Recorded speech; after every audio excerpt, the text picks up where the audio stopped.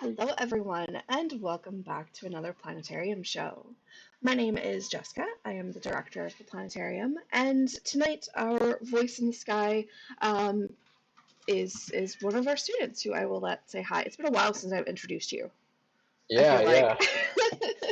Well, I wouldn't be voice in the sky, but for some reason the webcam at the planetarium is giving me grief. So I'm Eli. I'm a student here at U. Well, actually, I suppose I'm not a student at UMD anymore. I work here at the planetarium. Yes, just graduated. Yay! And Yep. will be with us for a few more weeks Mhm. before he goes off to. It's Iowa. Iowa. Mhm. Yes. Iowa State. Off for grad school, so we have a few more weeks with Eli. All right, so for our show tonight, since yes, Quinn, thank you very much. Since we are at the beginning of the month, we are going to do our monthly constellation show where we will take a look at the constellations that you can find up during the month of May and tell some of the stories behind them. Now, as always, throughout the show, if you have any questions, feel free to leave them down in the comments. Eli is going to keep an eye on that for me and will let me know when questions come up. If we don't get to them right away, don't worry, we will have time at the end to answer questions as well. And so with that, I will get our screen switched over here so we can start our constellation show. So for anyone who hasn't seen one of our constellation shows before, or at least our virtual ones, we use this really awesome program called Stellarium, which is basically a planetarium program. You can put in your date, time, and location, and it'll show you what the sky looks like. So right now we have it set for Duluth, Minnesota, since that is where the planetarium is located, and for our current time. So we can see the sun's still up. We are definitely heading into those spring and summer daylight hours where the sun is up for a much longer period of time. It is still taking me by surprise when I walk out from work and the sun is up. A very happy surprise, but still adjusting. So in order to get to the night sky, we are actually going to have to fast forward time a little bit until the sun sets down below the western horizon. Now, the stars and constellations we're going to talk about tonight are really valid for anywhere in the northern hemisphere. The stars may be slightly different heights in the sky depending on exactly where you are in the northern hemisphere, but you should see a lot of the same stars and constellations. But if you are curious about exactly how it would look for you, you can always download Stellarium yourself. It's actually a free program, and I have a link to it in the video description. So we have fast forwarded here to about 10 o'clock. Actually, before we jump in any further, we already got a couple questions. Okay. The first one: how long has Eli been there at the planetarium? I've been here all 4 years of my undergrad. How did I come up to speed? I'm assuming like learning how to work the planetarium and stuff. And then the second question, which I feel we could lump in together, was how did Jessica learn the planetarium?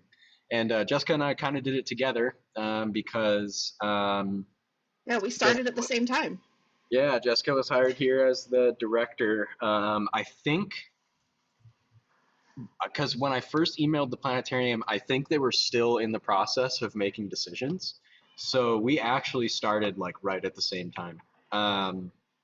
But kind of a combination of trial and error. Um, and then the people that worked at the planetarium when we came in helped us out a lot. Yes. And then just a lot of experimentation, just messing around with everything. Yeah. And what was the most surprising thing I learned when first introduced to the planetarium? I'm trying to think. I don't know if that's if where my answer should be like about the planetarium or about astronomy. I'm thinking about the planetarium. Probably that the star machine we have in here is original to Yeah. the building. So 1967, 1969. 67, yeah. Yeah, 1967. So kind of an old old reliable, does the job like a Toyota in the middle of the room. It's beautiful.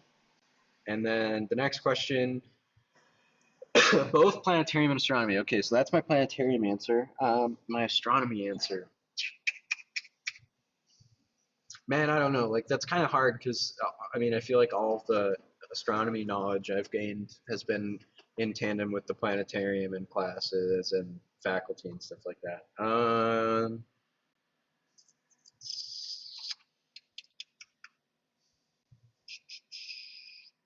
Well, about astronomy in general, from my time here at UMD,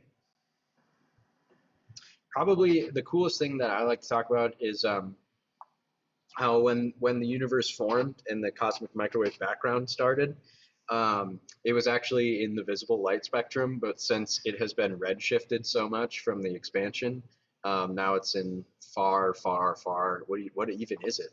Microwave. Microwave, yeah. Oh yeah, microwave, cosmic microwave. So yeah, its redshift is I think 1090 or 1089, somewhere around there. Yeah, So that's it's pretty crazy. yeah. All right, and then one more. So last night I was able to see Betelgeuse as the only star in Orion. You must live in a pretty polluted area, huh? Well, also it's just getting low. Yeah, that's true. That's Yeah, true. it's getting very low. And he's in Tennessee, so it'll be even lower. Yeah, even lower. Yep. Um, yeah. Okay. All right. Well, let's start talking about some of these stars and constellations. So I have us turned over to the northern sky. I zoomed us out a bit because the first set of stars we're going to look at is pretty high overhead this time of year.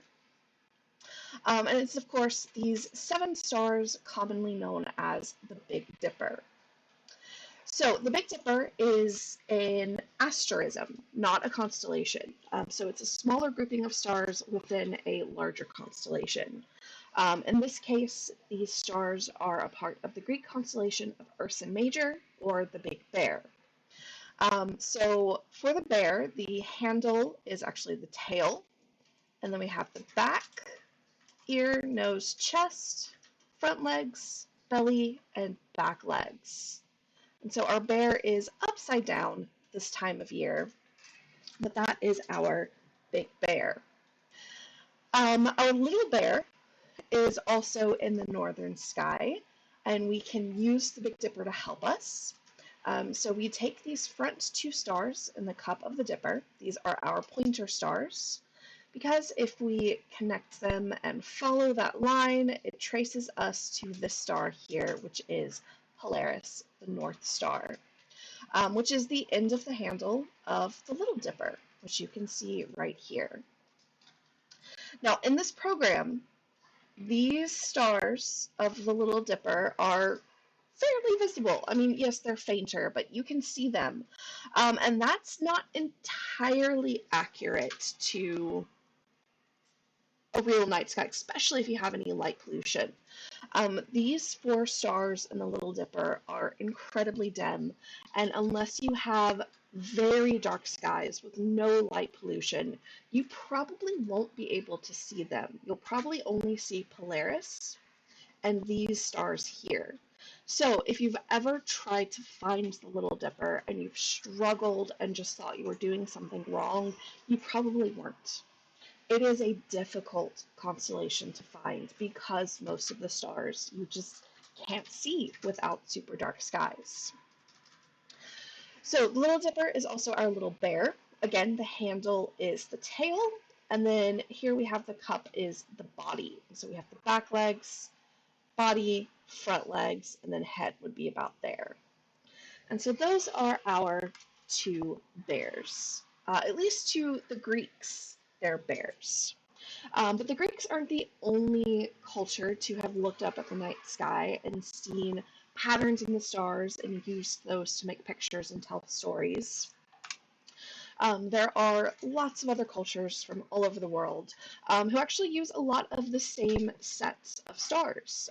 Typically, the most common shared stars are the ones that are the brightest because they're the most obvious. So it shouldn't be too surprising that these 7 stars that we call the Big Dipper are commonly used in constellations all over the world. Some of them do just use those 7 stars.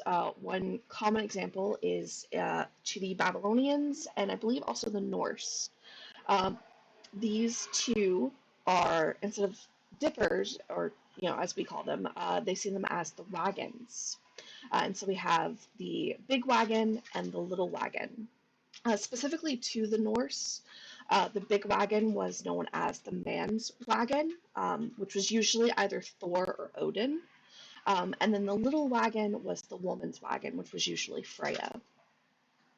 And then we also have other things in the sky. Let's see, I think one of my favorites comes from the Inuits, who see out of these stars a man. And so you can kind of tell his body, and here we have a couple of arms, and then his legs would go down this way. And he's actually accompanied in the sky by a woman who is made up of these stars, which you might know as the Greek Cassiopeia, but this is also to the Inuits a woman. And so we have the man and the woman in the sky for the Inuits. I always just think it's really cool to hear about how people have interpreted the stars and the patterns, because they're all influenced by their different cultures and mythos and religions. And, we all live under the same stars, but we see different things in them. And I think that's just a really cool thing to know about. Okay.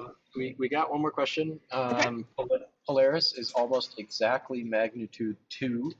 Since we see the Big Dipper asterism first, they must be more like first magnitude, but I know not the exact magnitude. Can Stellarium help me? Yes. Yeah, Stellarium lists magnitudes. Yeah, it does. So right now I have it turned off. Normally when you click a star, it'll spout out all sorts of information. Because I didn't want the screen too littered with too many things for the show, I have that turned off. But normally the operation is on. And so you would click on it and it would give you the coordinates, it would give you information about the star, like magnitude, different names for it. So it would give you all of that information whenever you click on a star. I just, as I said, have that turned off to keep the screen not super cluttered for the show. But yeah, it's got all that. It's fantastic. All right. So I am going to turn us over here to the southeast, because we are, or actually we'll go more to the south first. We are finally seeing more of our spring constellations that are up right after sunset. We also tonight currently have the moon up, so you can see it shining bright right there. But the first spring constellation we're going to find is Leo the Lion. So the trick that is very commonly used to find Leo is to look for the backwards question mark. But unless you know exactly where to look, you can actually make a few different backwards question marks. So the trick is to actually, again, use the Big Dipper here to help you out. If you take these cup stars of the Dipper and this star of the leg of the bear, it makes an arrow. And this arrow points you to the correct backwards question mark. And this is Leo the lion here. So this is Leo's head. The star is Regulus, which is the heart of the lion. And then his body stretches out actually this way. And so we have Leo the lion here. Now, right next to Leo is a set of stars that is pretty faint and can be difficult to find. It's actually this kind of flux capacitor shape here. I believe I'm clicking on the right ones. No, I was not. It's this one. This set. I told you, they're very faint and hard to see sometimes. But this little This program shows it more as an X. When I see it in the sky, I tend to see more of a Y shape.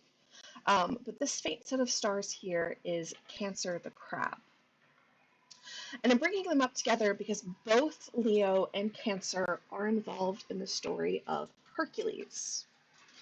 So Hercules, and there's a long backstory to him that we're not going to get into, but short version, Hercules is the son of Zeus. He's half god, so he has godlike strength. The strength has caused a lot of people to be scared of him, and he wants to try and win people's favor back. And he's told that to do that, he needs to complete the 12 labors, which is basically just like 12 trials. One of those trials is to kill the Hydra. So the thing with the Hydra is it's this big, like, serpent creature, but when you cut off the head, two more grow back. And of course that makes it incredibly difficult to try and kill, because anytime you lop off a head, you then get more of them. And so while Hercules is battling the Hydra, the goddess Hera, who is Zeus's wife, but not Hercules' mom, wants Hercules to fail, as kind of a punishment to Zeus for having a kid with someone else. And so she sends the little crab here down to nip at Hercules' heels, so that it will distract him and the Hydra will kill him. That ended up not happening. In fact, I don't think Hercules even really registered that the crab was there, and he ended up just kind of stepping on it and squishing it. Hera then decided to put the crab up into the sky, as kind of a thank you for the task that he was sent on and then ended up dying for.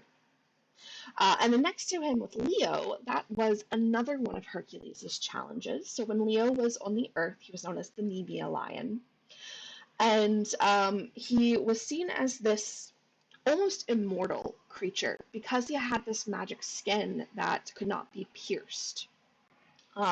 So basically you couldn't hurt him with a sword or spear or arrows or anything like that. So people assumed that he just couldn't be killed. Well, Hercules' task was to slay the Nemea lion. And for Hercules, he didn't need to rely on weapons because he had godlike strength. He just strangled the lion. And the gods decided to put the lion up into the stars, as kind of a memorial to the great creature that he was while on Earth. And side note, this particular task really did not make the people less afraid of him, because Hercules just proved that he could kill what they thought to be an unkillable creature, so they were just even more terrified of him. But yeah, those are two of Hercules' trials that we can see up in the sky right now. Hercules himself is not quite, actually, I might be able to do Hercules. So we will do Hercules in just a minute. But to get to him, we have to establish a bit more star hopping. And so our first set of star hops that we're going to do is, oops, let me zoom back out again. We're going to start again at the Big Dipper. And this time we're going to follow the handle of the Dipper, which you can see is curved, or arced. So if we follow the handle or the arc across the sky, we get to this bright star here. This is Arcturus. So from the Big Dipper, following the handle, we arc to Arcturus. Arcturus is the brightest star in the Greek constellation of Bootes, the bear herder, who definitely looks more like a kite or an ice cream cone with some little legs attached to it. You've really got to use some imagination to picture a guy from this set of stars. So from Bootes, sorry, I'm just checking the time real quick. From Bootes, let's do a little bit more star hopping and end up finding Hercules, because I think that would be fun. So we have started at the Big Dipper, we followed the handle, we arced to Arcturus, and found the kite of Bootes, the bear herder. Well, just to the left of Boötes is this backward C. This is Corona Borealis, or the Northern Crown. And this crown is going to help us to find Hercules. And this trick has been the first one that I learned that I could actually find Hercules with. Because just like with Leo, there's that, look for the backwards question mark. For Hercules, the trick you always hear is look for the keystone. And I have no shame in admitting I had no idea what a keystone even looked like. So that definitely wasn't going to help me find him in the sky. But one of our previous students, Lindsay, taught me this trick to find Hercules, and it works now for me every single time. And it comes back to, again, Boötes and the crown here. And this is partly why I personally picture this as an ice cream cone. Because what we're going to do is we're going to take the crown and turn it into a spoon to help us eat the ice cream cone. And so to do that, we have to connect a handle to the kind of bowl of the spoon. And we can do that with these stars. And so this becomes our spoon. Well, the handle that we just connected, that is the belt of Hercules. And so we have his body here, and then his limbs coming off all crazy this way. I forget which way I think his head's here, so I think these are his arms and these are his legs. He's kind of doing a weird ninja roll across the sky, but that is how you can find Hercules. Sorry, he is upside down. So yeah, there is Hercules, which again was involved in these two stories of Leo and Cancer the Crab. All right, let's do one last star hop to find one last spring constellation. We're going to start exactly like we did to find Arcturus. We're going to start at the Big Dipper, follow the handle to Arcturus, but now instead of looking left to find the crown, we're actually going to, from Arcturus, spike down to this bright star, which is Spica. So again, from the Big Dipper, we arc to Arcturus, and then we spike to Spica. Spica is in the constellation of Virgo Maiden. And so we have kind of her body here, one arm upraised, the other arm is bent, kind of like she has her hand on her hip, and then we have her legs coming down this way. And so there we have Virgo the Maiden. So Virgo, while she was on the earth, was known as Persephone. Persephone is the daughter of the goddess Demeter. Demeter was the goddess of, I believe, the harvest, so she helped kind of control the weather and things. And Persephone was known for being very pretty. And that caused her some issues, because when Hades, god of the underworld, first saw Persephone, he immediately fell in love with her and decided that she had to be his wife. And so he kidnapped her and drug her down to the underworld to live with him. Well, after she's been missing for a little while, Demeter starts searching for her daughter, trying to figure out where Persephone is, and finally figures out that she has been drugged down into the underworld with Hades. So she storms down there. They start getting into this big fight, this big argument, back and forth. She's trying to get Hades to let her go. Hades, of course, is refusing because he's madly in love. And all this time, days pass. And Persephone ends up getting very hungry. And she ends up eating a pomegranate while down in the underworld. And for the Greeks, where you eat is your home. So by eating while in the underworld, Persephone had made the underworld her home. And that was actually Hades' plan all along. He drew this argument out long enough until Persephone broke down and ate something. So that happens, and Hades turns to Demeter and goes, "Ha, She's eaten down here. She lives down here now. That's it. But Demeter will not let this go. So after more arguing, they both decide to come to a compromise. Persephone will live half of the year in the overworld with Demeter, and then she'll live half of the year in the underworld with Hades. So, for the 6 months that we see Persephone up in the sky, that is when she's with her mother, who is very happy. And since she's happy, we have nice weather. And then for the 6 months of the year that she is below the horizon and we can't see Persephone in the night sky, that is when she's down with Hades. And that is, of course, her mother is very sad about that, and so we end up having bad weather during those 6 months. And that is the story of Persephone, and also how the Greeks explained the seasons and why the weather changes throughout the year, which I just think is very cool. All right. Well, I think with that, I am going to let time progress on, and we'll see these stars passing across the sky as the night moves on. We're starting to see summer constellations up, not, a couple hours after midnight. And then right before the sun rises, we've got a nice slew of planets. And then we have the sun rising, bringing us back into the daytime. And that brings us to the end of our constellation show for this month.